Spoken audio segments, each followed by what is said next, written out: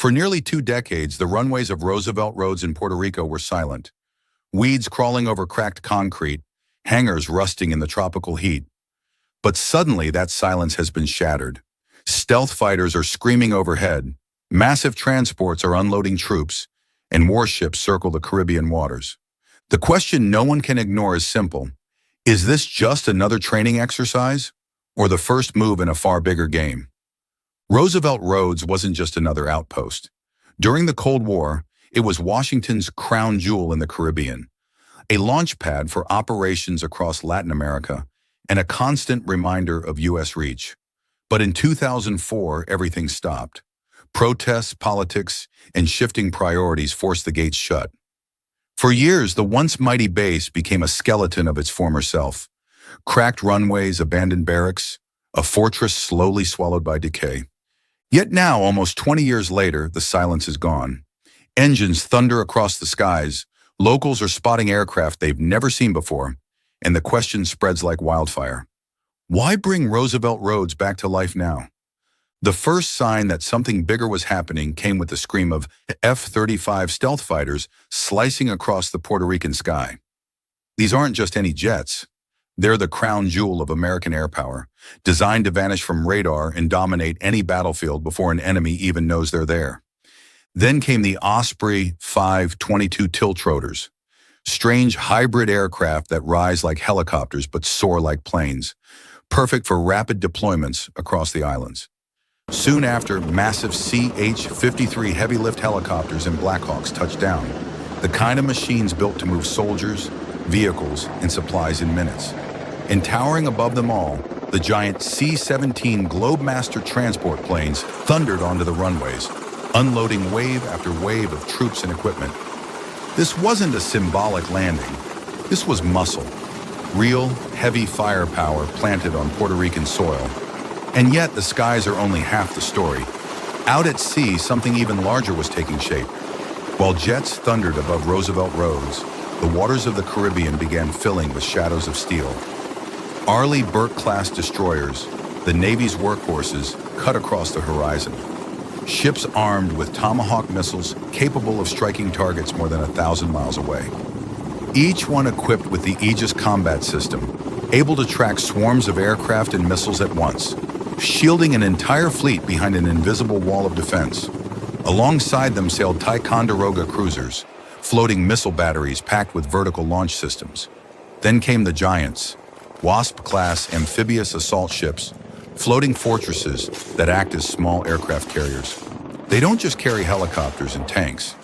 They can launch short takeoff F-35Bs, giving the U.S. the ability to put stealth jets and Marines directly onto any shore in the region.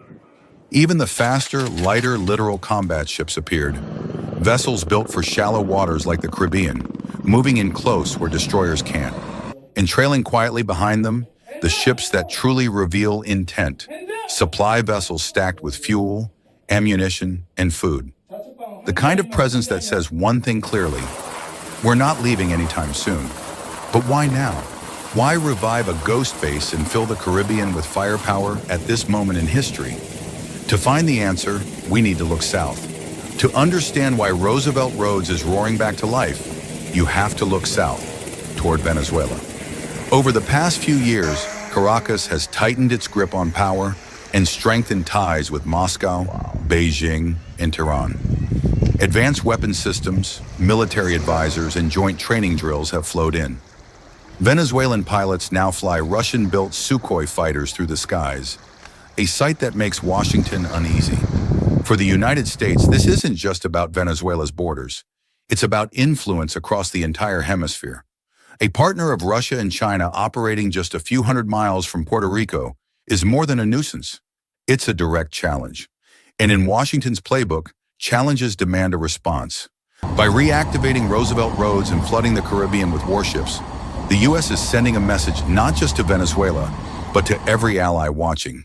We are ready and we are watching. But the buildup may not stop here. In fact, whispers are growing about something even bigger moving into the region, a presence that would change everything. As if stealth fighters and amphibious assault ships weren't enough, unconfirmed reports and naval tracking data suggest something even larger could be on the move. A full U.S. carrier strike group heading toward the Caribbean. If true, it would mean not just destroyers and cruisers, but the arrival of a nuclear-powered aircraft carrier. A floating city of war carrying dozens of FA-18 Super Hornets, electronic warfare jets, and the full might of American naval aviation. Supporting it would be submarines lurking below the waves, supply ships trailing close behind, and missile cruisers forming a shield around the fleet. The presence of a carrier group doesn't just boost power, it rewrites the balance of the entire region. A warship that size isn't sent for a symbolic show. It signals preparation for sustained operations, for escalation, for a message so loud no rival can ignore it. But the carrier is only part of the picture. The real question is, why is Puerto Rico suddenly becoming the centerpiece of this strategy?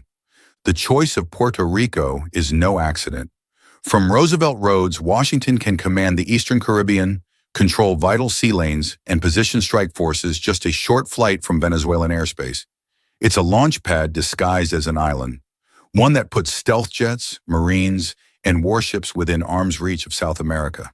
With F-35s on the runways, destroyers patrolling offshore, and marines staged aboard amphibious assault ships, the U.S. now holds a layered force: air dominance overhead, naval power across the seas, and boots ready to hit the ground in hours. This isn't a defensive shield, it's a forward posture, one designed to project strength and remind rivals that every move will be answered. But with such raw power packed so tightly into one region, another danger grows: the danger of miscalculation.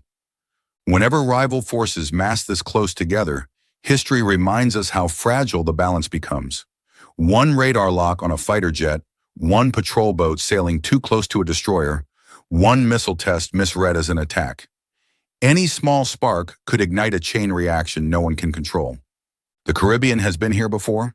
In 1962, the Cuban Missile Crisis brought the world within inches of nuclear war. Warships faced each other across these same waters. Every decision weighed in minutes, every mistake potentially catastrophic. And now, decades later, the echoes return. Jets scream across Puerto Rican skies, cruisers and destroyers prowl offshore, and just beyond the horizon, Venezuela and its allies watch with their own forces ready. Each side tests the other. Each move raises the stakes. And the risk grows that one wrong step could spiral into something far greater than anyone intends.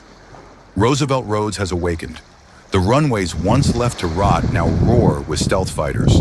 The seas once calm now swarm with destroyers, cruisers, and perhaps even a carrier strike group. Just a few hundred miles to the south, Venezuela watches, prepares, and waits. The Caribbean is no longer quiet. It has become a chessboard. Every piece moving, every move raising the stakes. And as the game unfolds, one question lingers in the shadows. Is this buildup simply a warning, or the opening move in a confrontation that could reshape the balance of power across the entire hemisphere?